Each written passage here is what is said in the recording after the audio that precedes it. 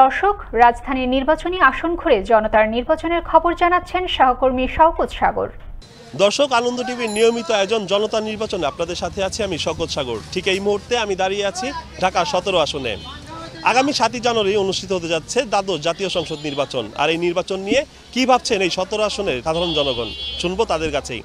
আচ্ছা, সামনে তো নির্বাচন আসছে, নির্বাচন কেমন হবে? হ্যাঁ, ইনশাল্লাহ যেভাবে পরিস্থিতি দেখতেছি আলহামদুলিল্লাহ, তো আশা রাখি খুবই ভালো হবে।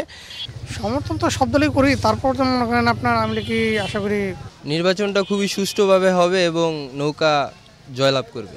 মা বোনরা আগে কাদা দিয়ে মনে করেন গার্মেন্টসে গেছে, ফ্যাক্টরিতে গেছে, কাদাতে উস্কায়া এমন যখন কাপড় উস্কা লাগে না, দেশ উন্নয়ন করছে।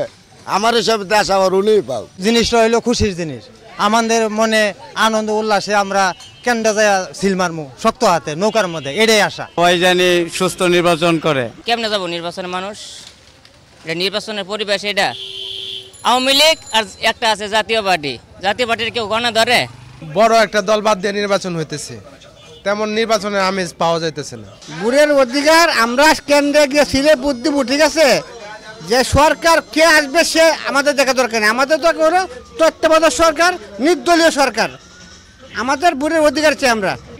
বিএনপি তো নির্বাচন আইছে না ভাই, তো অনেক কি কালো নির্বাচন করবো ভাই না, আমরা বলছিলাম যে একজন নিরপেক্ষ সরকারের অধীনে যদি নির্বাচনটা দিত, তো সবাই নিয়ে এই নির্ভয়ে মানে ভোট দিতে পারতো আর কি।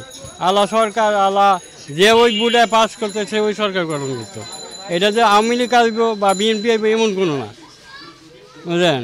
এটা হলো আমাদের ইচ্ছা ছিল আর কি, অন্ত আর হয় সেটা আর হয় নাই। দর্শক, এতক্ষণ আপনারা শুনছিলেন ঢাকা 17 আসনে সাধারণ জনগণের মতামত। তাদের মতামত অনেক অসাধারণ এবং তাদের চিন্তা ভাবনা খুবই সূক্ষ্ম। আবারও দেখা হবে, কথা হবে অন্য কোনো আসনে। শওকত সাগর, আনন্দ টিভি, ঢাকা।